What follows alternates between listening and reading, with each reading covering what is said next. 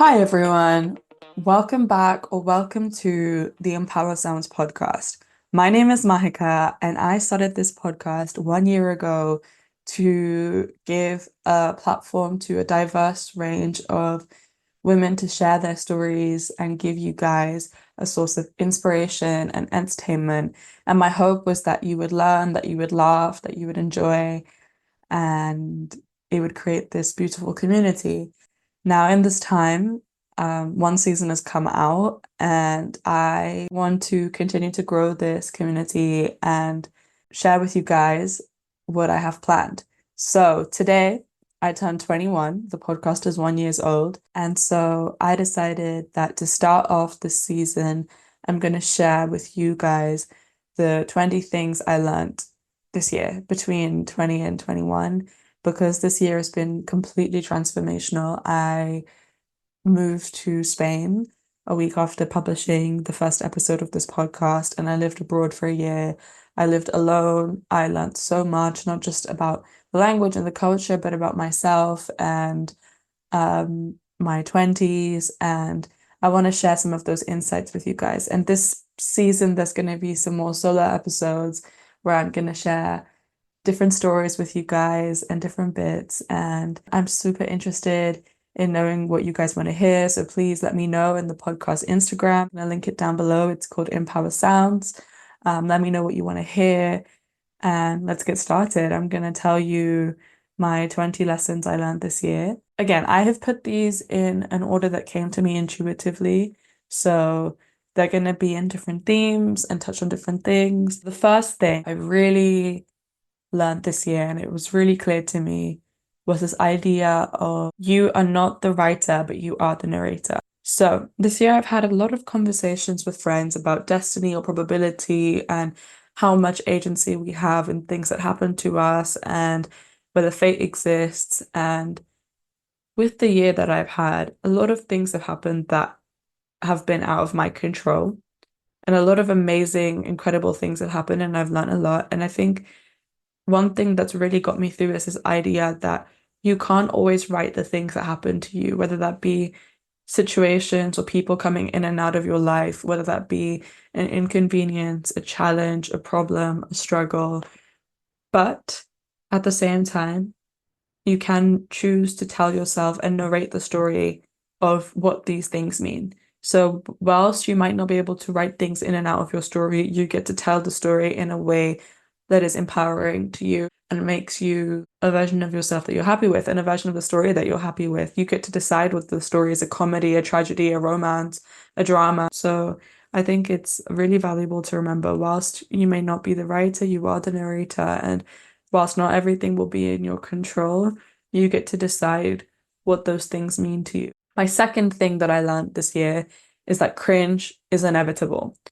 If you cringe at yourself, it means you're doing something outside of what is expected or what is normal or what is your comfort zone. And I think cringe is a sign of success in some ways. When I thought of starting this podcast, I was worried that it might come across as cringe.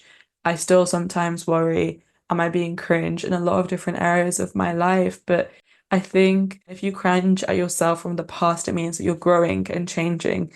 And if you do anything a bit outside of your normal, you're going to cringe. It's part of the territory. But it's great. And it gives you the opportunity to expand your circle of things that you can do, your comfort zone, what's normal. And I promise you, the more you learn to just accept cringe, the more you will be able to try new experiences and things and empower yourself to do new stuff. When I moved abroad, every time I would try and speak Spanish where I couldn't, like I didn't know the grammar perfectly, I would cringe at myself. But every time I did that, even if I made a mistake, I was corrected and I got to learn and I got to communicate and make these amazing friendships and have these amazing experiences. And so I urge whoever's listening to embrace cringe, and that sounds cringe in itself, but just know that in running away from the cringe, you run away from the other side of it, which can be really fun. And so I might make a whole other episode on climbing Cringe Mountain and kind of getting over yourself, but I think it's a super valuable thing, and I wish I had learnt it a bit sooner. So I encourage whoever's listening to this to do the cringy thing that you have been too scared to do or procrastinating. My third bit of advice, I give credit to a really good friend of mine for coming up with this. And it's really something that is like one of those one-liners that has stuck with me in my brain since then. And it kind of links to, I don't know if any of you guys have listened to the Mel Robbins podcast or Diary of the CEO, where she speaks on the podcast and she talks about the let them theory. And it's all about detachment and just understanding that you can't control people and you should just tell yourself, like, let them. Let them was something that is really powerful, but personally, as a message itself, as a one-liner, didn't 100% resonate with me. And I remember this year I had a couple of difficult moments and I was getting really overwhelmed, and I'd call a friend of mine and I'd talk about it. And he said to me to always remember, like, not your circus, not your monkeys. And that sounds really funny, but because of the kind of humorous element of it, it was super powerful for me and it always stuck with me. And now it's something I often remind myself, not my circus, not my monkeys. If I'm getting overwhelmed by something that is out of my control, or if someone's complaining to me about some drama that I'm not involved in, you can still be there to support, but you don't have to take on the burden emotionally. It's not your circus, not your monkeys. If someone's not doing something that you want them to exactly in the way that you want to, not your circus, not your monkeys. Let it go, let them. And I think reminding myself that in a kind of funny way has made me a more patient and accepting person and has allowed me to detach, because I think detachment is so powerful and it's so important, but it's super difficult to do. The next time someone's getting on your nerves, you just tell yourself, not my circus, not my monkeys. Now, my fourth bit of advice, or the fourth thing I learned at 20, is the power of silence. I am someone who, I mean, I have a podcast. I love to yap. I have always been someone that found silence really uneasy, and I would constantly be listening to stuff throughout the day and filling my brain with either podcasts or audiobooks or music or content or conversations. And even when I was in a social situation or with people or with friends or family, if there was ever silence, I would treat the silence as awkward and uncomfortable and choose whatever way to film it. I don't know if you've ever seen those like memes or TikToks of like um when you're like constantly talking because you're panicking and you're just like not making sense. That was me. I thought I found silence so deeply uncomfortable. But I think that it's a very, very powerful thing. And I think when you make space for silence and when you learn to be comfortable in silence, it gives you so much peace. And also knowing that silence is not like, it's not awkward or uncomfortable, but again, it gives everyone involved in a dynamic some time to process like everything that's going on is so cool. So I started making some intentional time for silence, and it really helped me feel more peaceful and less anxious all the time. And I remember I had this really interesting interaction. So when I was in Spain, my phone got stolen and I was having a pretty crappy week. I had to deal with a lot of admin. I had a lot going on, and I had planned to go to this concert alone of this artist that I really, really like. And I wasn't gonna go because I had a lot going on and not all of my admin was sorted out and I was super overwhelmed. I was not gonna go to this concert, and then I decided I'm gonna go. I'm gonna just treat myself and take a few hours to feel good, and then I can take that energy and get through all the tasks that I need to. And so I go to this concert, and I met this lady and she was so lovely and we started chatting and we ended up having this super deep and interesting conversation. And like I thought she was in her 20s, but she was a lot older than that. And I was like, wow, I need your skincare routine. And she said, I don't take care of my skin, I take care of my soul. And I was like, oh, please tell me, how do you take care of your soul? I want to take care of my soul. And she said, silence. She said, the universe only shouts when it's angry. And I didn't really understand that moment. I was like, what do you mean the universe only shouts when it's angry?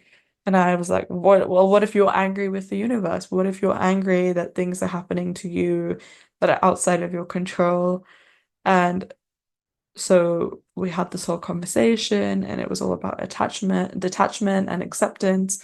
And after a while, like I will look back at that conversation and I do understand that like when you make space for a little bit of silence in your day, um, it allows you to process all the other things you've got going on. And when you listen to all the other things that are going on, you can avoid getting into situations that don't serve you. So, the fifth thing I learned this year is that you get to choose who you are and you are what you tell yourself. Now, what I mean by this is we all have quite a strong sense of identity. A lot of us have things like, for example, I'm an extroverted person, or I'm not a maths person, or I like writing essays, or I don't have a good attention span, or I always forget people's names. There's just examples of things that we tell ourselves as part of like our identity. And I think for years I had certain beliefs of, for example, I'm not good at maths and I'm not a sporty person, but like I'm an essay girl and I I held on to these things. Like I held on to certain traits for a long time. And then I realized after years and years and years of telling myself that I'm not a sporty person, and it came from experiences of not feeling like that was my strength. And so I just kind of avoided it. I decided I don't want to identify as that anymore. And I was like, okay, sports and exercise is something that makes a lot of people happy. It doesn't for me because it's something that I chose to associate with like shame and something that I wasn't allowed to do for a long time because I'm not a sporty person. But if I were to be, what would I want to do and try? So I just started trying lots of different new things. And I got into running. And yes, I know you're going to roll your eyes. Running is like the whole new big thing. Everyone on TikTok is doing it, and Run Talk and run clubs and all that stuff. But because it came up, I was like, let's try it. It's something that I would have never done in the past. And then I started becoming the person that goes on runs on holiday. And I started doing the run club and doing like social activities around exercise. And I reflect back and I look back and I think that is something I would have never done growing up because I would have said, I'm not that kind of person.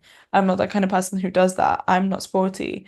And I know a lot of people in my life who do the same thing, but for different things. Like they would not enjoy doing public speaking or other stuff because they're shy. What I take from this experience is that I'm going to be more mindful with the things that I tell myself of who I am. And so I encourage whoever's listening to this to ask yourself, what are things that I've been telling myself that I am, and how is that stopping me from enjoying other things in my life? Just question, what limiting beliefs are you still carrying with you that you no longer need anymore?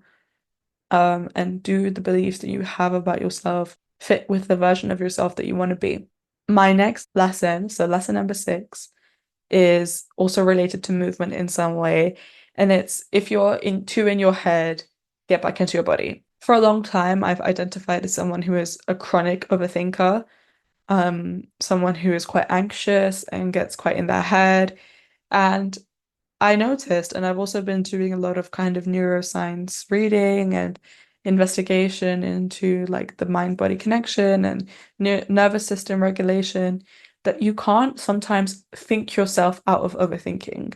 It's not the only way of getting there. And so I think when I'm really in my head, what I find super, super useful is to get back into my body and regulate my nervous system. And so you can do that in so many ways. You can do that through movement, you can do that through breathing, you can do that through dance, you can do it through running, you can do it through sport. I think reminding yourself that like not only are you feeling emotions in your brain, but you're feeling them throughout your body. And when you feel anxious or when you feel bad or when you feel like you're overthinking or you're stressed, ask yourself, like, where am I feeling that and how can I feel better physically? My next lesson links to the other two. It is lesson number 7, that you can't hate yourself into loving yourself. Now, I have been someone who's always been super invested in self-improvement, self-development, healing, growing, someone who's very goal-oriented, someone who likes to achieve. And also in terms of healing, I am going to do an episode about this at some point, but I did a year's worth of therapy and I got really interested in mental health work and learning to heal. And I think one of the most important things that I learned about healing and improving is that you should do it because you know that you're deserving of living a happier, healthier, better life, not because you don't like where you are and who you are. And so when they talk about motivation, they talk about push and pull values. So when you're pushed to do something is when you like are trying to get away from where you are currently. And when you're pulled to do something, it's when you're trying to go somewhere else, because you're trying to go to a better place. And I think they both work and they're both important. And I think for a long time I was pushed by anxiety, by insecurity, by fear. And I realized that it worked in a lot of ways and it was productive and it got me to a lot of my goals. Um, but it also creates this like sentiment of never fully being happy with where you are because as soon as you get pushed to one place, you want to be pushed to the next place. And so I think recognizing that you deserve good things and you can want good things and you can want to grow and you can want to heal, but it should be because you care about yourself in a way that you want to be happier and healthier, not because you hate yourself.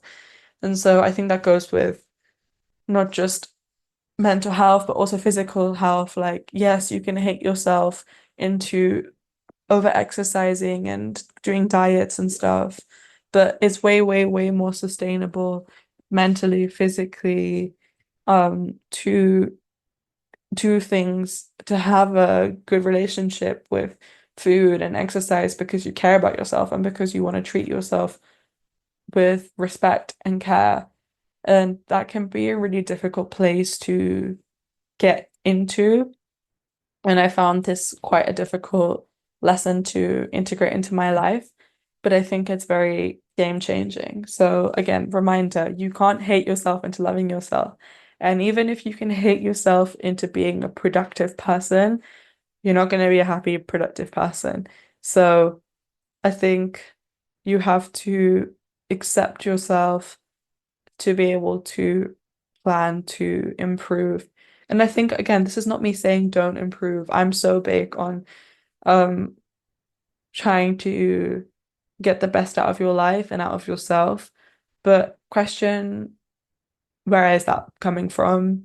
And if you can try and shift that into a more happy, holistic place, I promise you, getting there will be way, way, way more fun.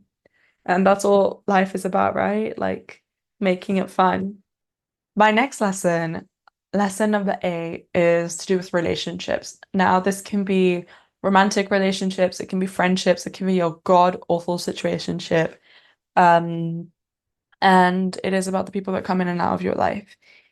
I think it's important to realize that people can come into your life and leave, and they can still have had purpose.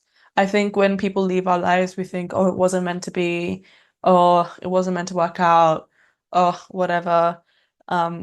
Whether that be again romantically or a friend. But I think something that really helped me get to a better place of acceptance is this difference between meant to meet and meant to be.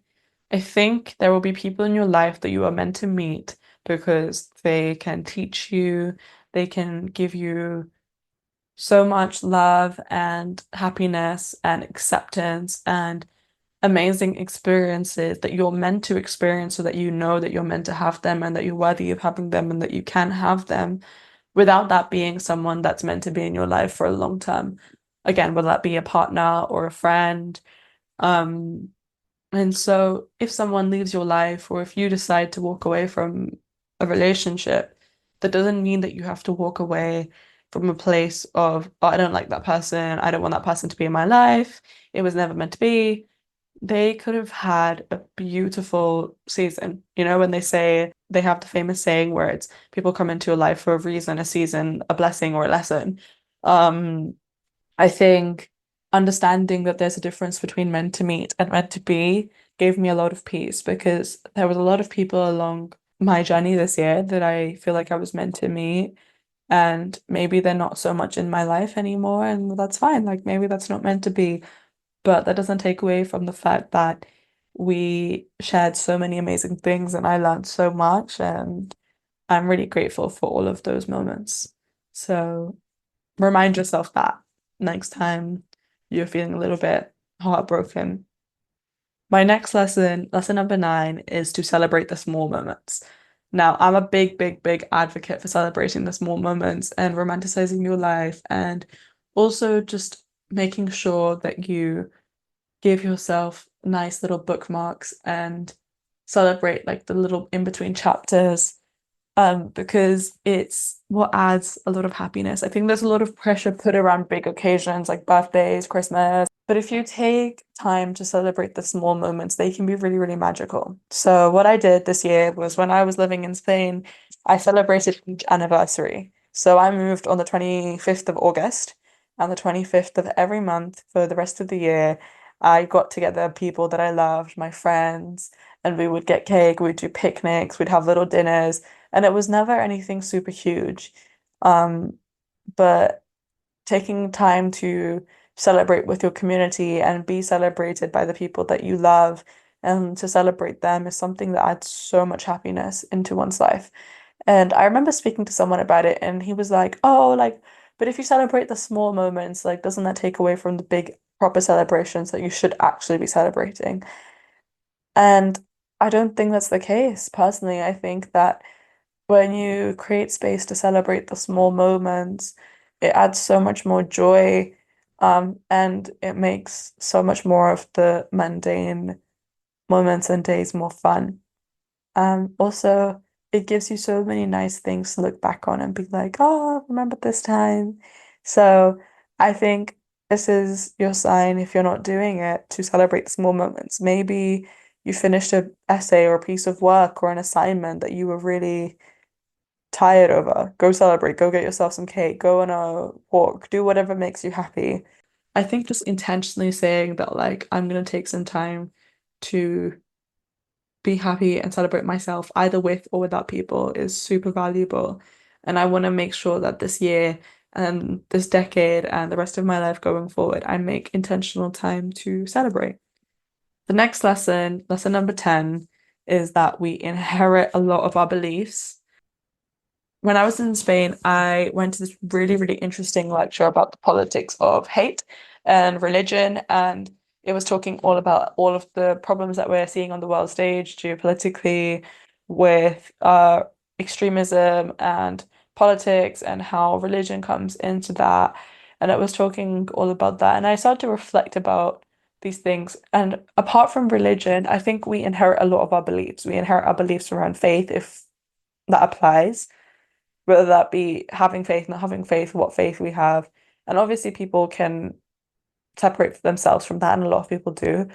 But not just that, we inherit our beliefs around money, around worthiness, around relationships, um, and understanding that a lot of your beliefs are inherited from your family, from your community, from your education, from your environment is super powerful because it can allow you to assess which beliefs you want to continue and carry with you without even having to go and do it because they'll be confronted with a circumstance that goes against the beliefs that they had inherited, whether that be to do with religion and doing something or being something that doesn't conform to your community. But it can also just be having beliefs of things come difficult to me. And that's something that you learned through school and just realizing that's not something I want to carry with me. Or learning something about like money making you a bad person, being like, that's not something I want to carry with me. And I think it's really important to surround yourself with people that have different beliefs and try new things and get a new perspective because it makes you either question the beliefs that you've been carrying or reaffirm them and be like, yeah, no, I actually do really believe these things. And I know that because I've gone and seeked out like evidence or contrary evidence. And so I think it's just, again, what I was saying about limiting beliefs earlier, even the ones that aren't limiting, the ones that are just like neutral informational beliefs, ask yourself, is that something that I want to take with me? Speaking of thinking and mindset, the next lesson, number 11, the 11th thing I learned this year, is you see more of what you notice. So, from a neuroscience perspective, it's called like the reticular activating system, I think. Again, I'm not a scientist, but I was listening to it, and then I've also heard from like a manifestation perspective, it's called the law of assumption. Um, but I think when you give your energy to noticing something, you will start seeing that all around. I'll give you a simple example of that. When I was a teenager and I was like thinking about starting to learn to drive, which I am still working on because of COVID and everything, I started spotting little Mini Coopers everywhere because I was thinking that's the car I want to get. So every morning when my family were driving me and my brother to school, I would like look out the window and I would see Mini Coopers everywhere. And then as soon as I started noticing them, they were literally everywhere I went, every single place. And I know that it wasn't the fact that there had just been a sudden influx of Mini Coopers in my town. It was actually the fact that something that wasn't really tuned in my brain is like suddenly there and I'm seeing it everywhere. And the same applies for the beliefs we have about ourselves. If you notice things that you don't like about yourself constantly, you're going to keep finding things to not like. If you keep noticing problems, you're going to keep finding problems to solve. And so I think you can use this tool to try and rewire your brain in a way that you notice good things. So every night now before I sleep, I try and write down like the three things that I liked about that day and that I'm grateful for. And I think it's made me a more happy and optimistic and grateful person. And I think because of that, really nice and small moments happen to me and I can actually notice them. And I didn't do it in the same way before. And so I think, again, not only being mindful of what you believe, but what you notice, they kind of link to each other. Do you believe positive things about yourself and others? And then do you notice that because of your beliefs? So I think remembering you see more of what you notice is super cool and super important. What I was saying earlier about celebrating the small moments is also linking to lesson number 12. So, lesson number 12, the 12th thing I learned this year is it is so important to surround yourself with people that celebrate you. I'm sure everyone listening has heard of the whole you are the average of the five people you spend the most time with. And I think that's really important, but also it's super important to recognize that you're not just the average of those people, but of how those people make you feel about you. And if you're surrounded by people that you are comparing yourself to and they're comparing you to them, it can make it really difficult. And so reminding yourself that it's important to celebrate the people in your life and to allow them to celebrate you is super, super important. And I think it's really hard. I mean, especially as young women, we grew up on movies and series with the whole thing of the it girl in the friendship group, like the Regina George, and there's one it girl, and she has kind of her friends.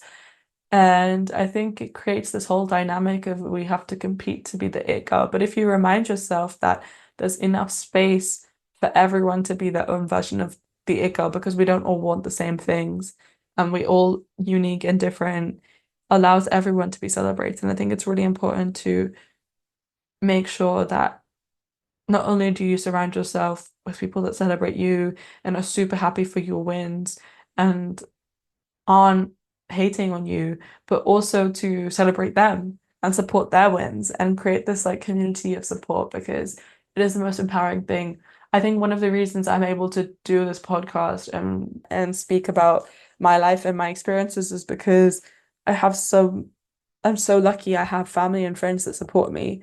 And I have my best friends that listen to this, and I have my family that give me their input and they make me feel super supported. And I'm very lucky for that. And I think if you know that you can have it, it will come and you will find it.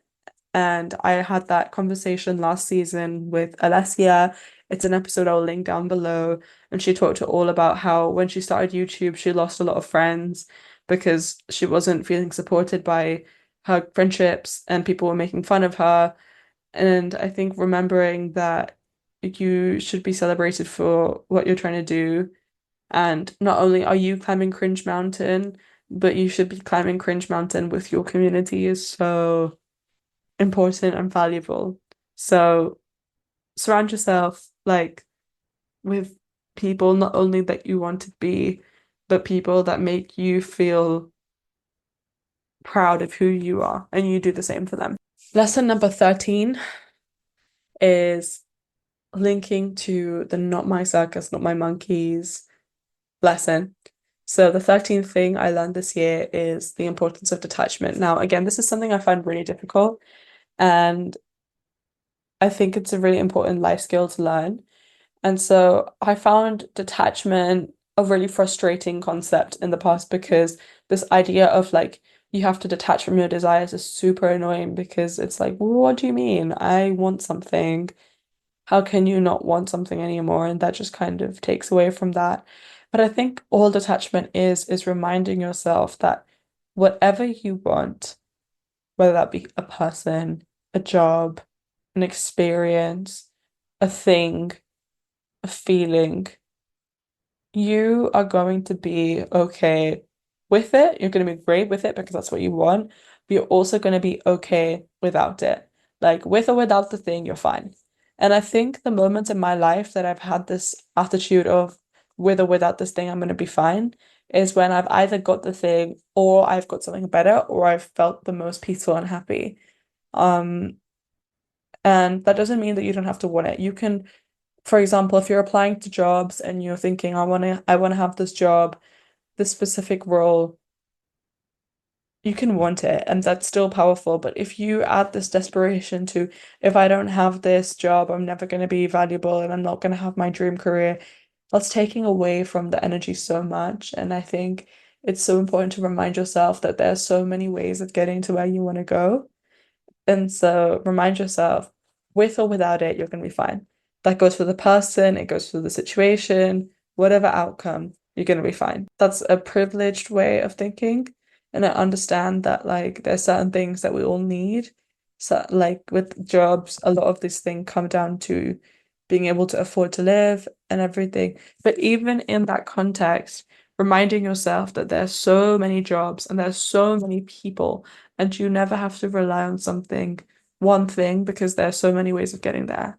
And you can still have security, abundance, option, and freedom with detachment.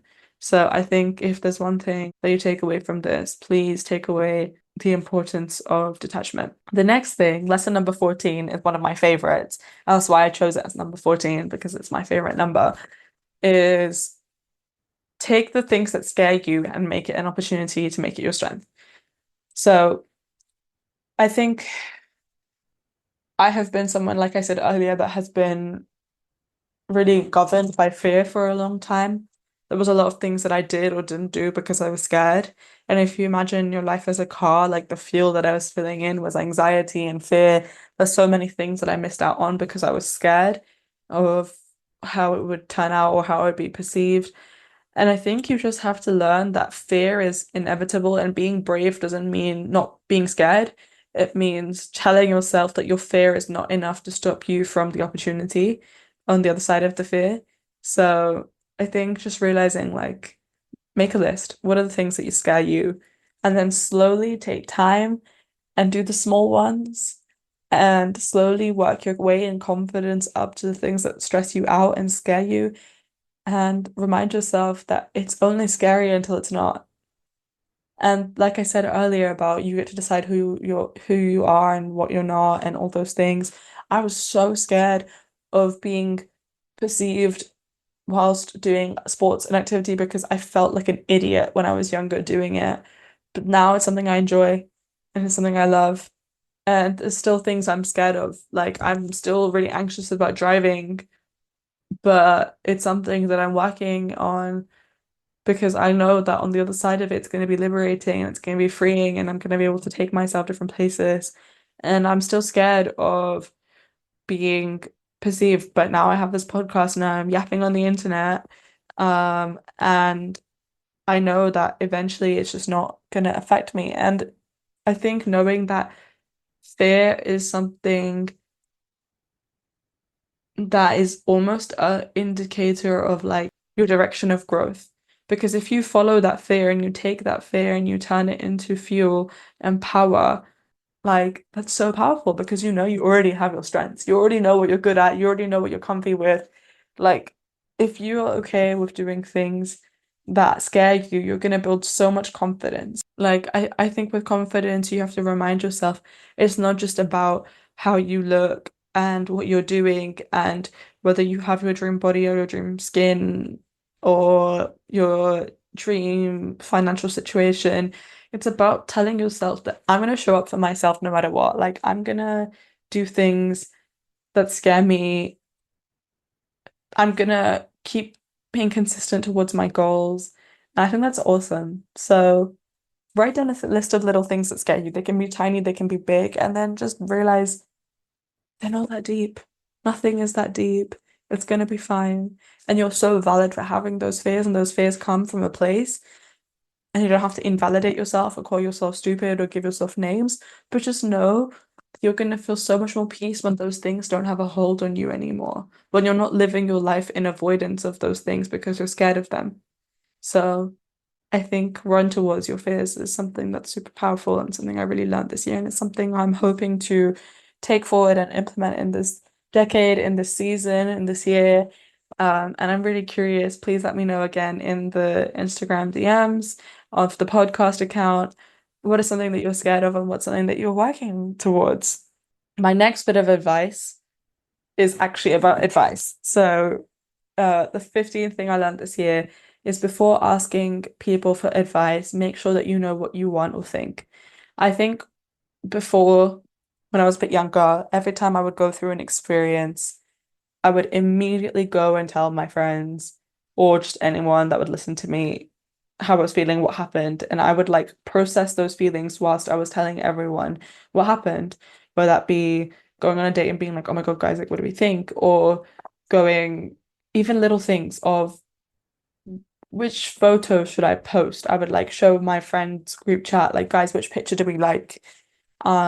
Or different problems that happened. I was constantly sharing, and I think it's really powerful sharing things with your friends and your family and your community, and it's important to do so. But I think if your opinion is entirely formed of the opinions of others, you're never going to be authentic to what you want. And I think that when you stop listening to what you want, it's quite a scary place to be because you lose your intuition. So I think asking yourself when you go through a situation, what do I feel about this? When someone talks to you or something happens, what do I feel about this? And then you can go share. Definitely go share. Definitely go seek comfort in people that you love, seek advice, but make sure you know what your position is before so that you can agree or disagree with the advice rather than just taking it on as your own opinion and learn to process your own feelings first. So I found this really difficult and I think it was something that was super transformational for me this year because I started doing this thing where I lived alone, right? So when something would happen, there wasn't someone always available to listen to me immediately. So what I started to do was I started to record voice notes to myself, talking about the situation, talking about how I felt about it. And I often ended up giving myself the advice that I needed to hear. And then I could still go and talk about the situation with other people in my life and be like, hey, this happened. This is what I think. What do you think? But I think when you miss out that middle step of this is what I think, it's a scary place to be because if you don't know what you think about the situation, you're going to be constantly led by other people's limiting beliefs and intuitions and whatever. And that might come from a good place. That might come from a place of you trusting other people, but you need to trust yourself as well. You can trust others, you can value others' opinion, but you need to trust and value your own opinion as well. My next lesson is also linked to this. So the 16th thing I learned this year is to seek advice from people whose outcomes you want. Now, again, when I was saying this, I think it's so valuable to seek advice, comfort, support from your community and from people you love. But I think taking advice, for example, about relationships from someone who is like, oh, all men are awful, or all men are the same, or the same for a guy who's like, oh, girls are just like so annoying, or taking advice on how to handle your finances from someone that's like, oh, making money is so difficult, I'm never going to be able to afford what I want, isn't going to help you because you're going to inherit all of those beliefs and you have to step back and you have to be like, is this a place that I want? Is this an outcome that I want? And you can still go have these people in your life and you don't have to um walk away from someone just because they have limiting beliefs, because we all have limiting beliefs. But ask yourself, do I want to take on these people's limiting beliefs? No.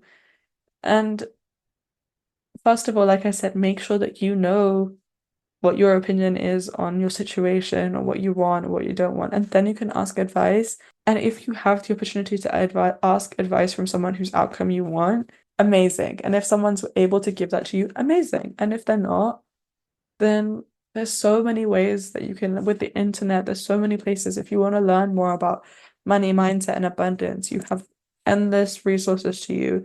If you want to learn about healing your attachment style and working through toxic behaviors, there's so many resources available to you. If you want to learn about health, there's so many resources available to you. You don't just have to seek advice from the people immediately surrounding you if no one surrounding you has the outcome that you want. And you can still love these people and value their opinion, but you don't have to take it on as your own. So I found that super, super useful and it's improved it's improved a lot of things for me. My next advice or lesson that I learned, the 17th lesson, is you are what you consume. Now, people always talk about this in the context of food, and I think that's true. But when I say you are what you consume, that's not what I mean. I think with the food thing, that's obvious, and like you can take that on, you cannot take that on. That's something that's kind of over discussed. But I think you are what you consume applies for media as well. It applies for the music that you listen to, for the movies that you listen to. I think it's important to be mindful of what you're surrounding yourself with. If you're constantly surrounding yourself with depressing music that's super melancholy and talks about like really sad things all the time, that's going to be something that you're going to subconsciously, subliminally pick up. Now, don't get me wrong, I think a lot of what's painful for the heart is good for the art, and you can still appreciate amazing things that are sad. And um, with the news, it's important to know what's going on in the world and be educated on these things. But at the same time, just like we have balance and moderation in what we eat, hopefully, I think it's important to have balance and moderation on what you consume, the content that you're watching, to not constantly also just be watching self-improvement stuff and only be doing that and not allowing yourself to have things to listen to for enjoyment or fun, to, on the other hand, not just constantly listening to things that are depressing or sad or anxiety inducing, to balance it out and to be mindful and to not constantly be consuming as well. What I was saying about silence is so important. I think just being a little bit more mindful in that we don't just consume the food we eat, but we consume the ideas that we're exposed to. And that's something that I'm trying to be more aware of as well with what I watch, what I listen to, and making sure that I make time for education, for entertainment, for fun, for laughter, for all the things, for silence, has really made me a happier person. So I recommend it. And I recommend adding some happy songs to your playlist. I love a sad song. I love a blues moment. I love something a little bit melancholy, but adding some happy songs to your playlist does make the difference. So please, please do that. Lesson number 18 is also something super valuable. And I think I learned this the hard way this year, and it's something that I really want to take forward. And that's all about externalizing things and knowing that not everything is about you. I think when something bad happens, we tend to make it about ourselves because, like I said earlier, we're meaning seeking individuals. We like to add meaning to things. So when someone doesn't respond to you the way that you want to be, you make it about yourself. When something doesn't go to plan, you make it about yourself. When something that you wanted doesn't happen, you make it about yourself. When you don't get the job you want, it's you tell yourself, oh, I wasn't good enough. When the person that you like doesn't like you back, you tell yourself, oh, I wasn't good enough. When the thing that you wanted for yourself doesn't happen, you tell yourself, oh, like I can't have things that I want. It's not about you. It's not about you. This year I got robbed. My visa didn't happen and I missed out on a lot of family stuff and I got stuck. I had a lot of drama and problems with my landlord in my flat and learning that none of this made me a bad person. I didn't deserve any of these things. It wasn't my fault.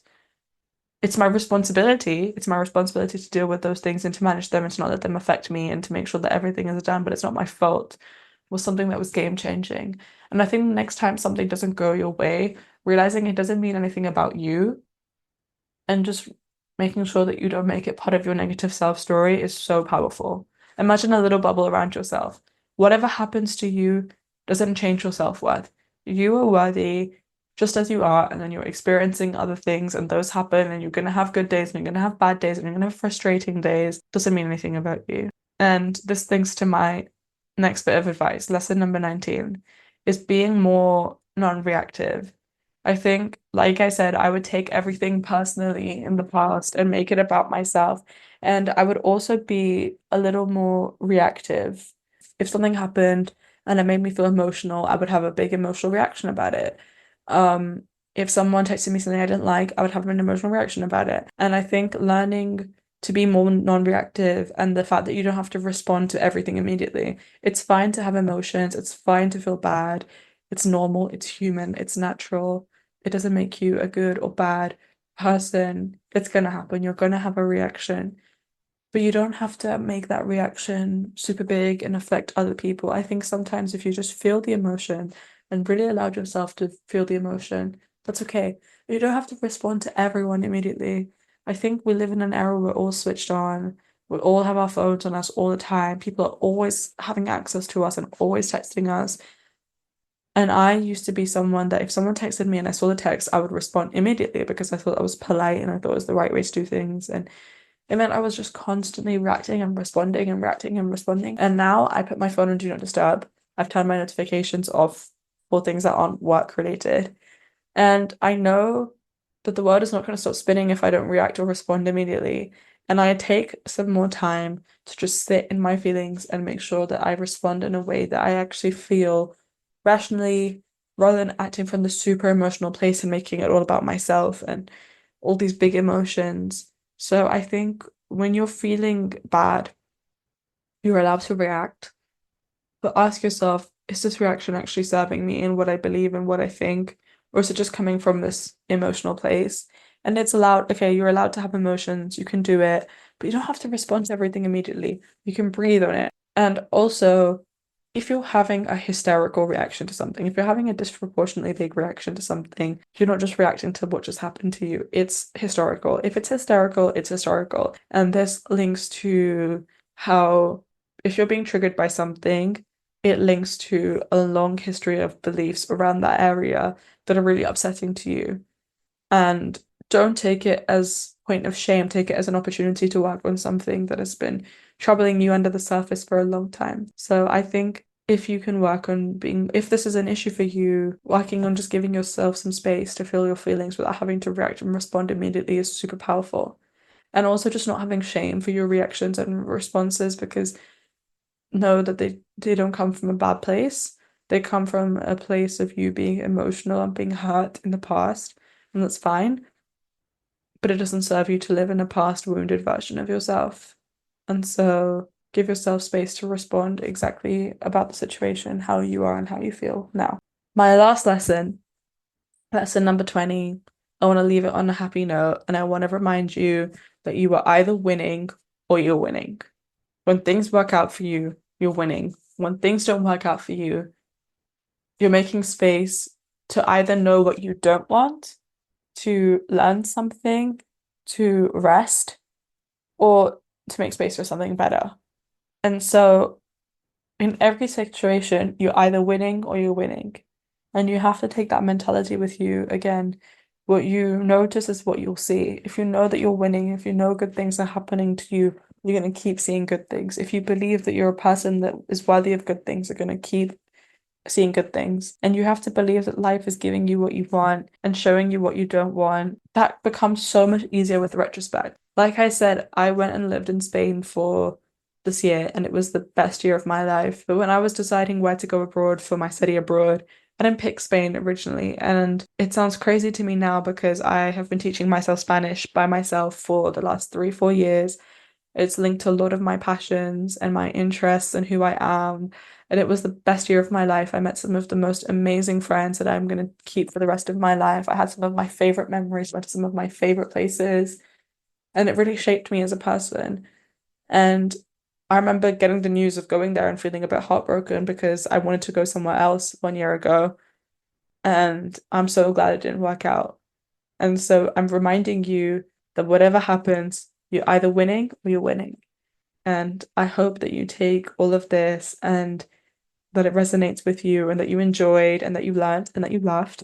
And I hope that you enjoyed this season of the podcast. Next week I'm coming back with an interview, so don't worry, it's not just gonna be me yapping endlessly every week. So you stay tuned for a brilliant interview all about starting startups and starting that project that is going to set you up for success. And I hope that you enjoy. Please, if you like the show, rate and review it and share it. And let me know on the podcast Instagram what you want to hear and what you would like this season because this is our community and I want to make sure that you're getting the entertainment and the inspiration that you want and that you're learning. And if there's certain people that you want to hear from, please message me. If you want to have your story shared, please reach out. And I hope that everyone listening has an amazing day. Thank you for taking the time to listen to this and celebrate the podcast with me. And thank you for being part of the journey. I send you guys lots of love, and I'll see you next week.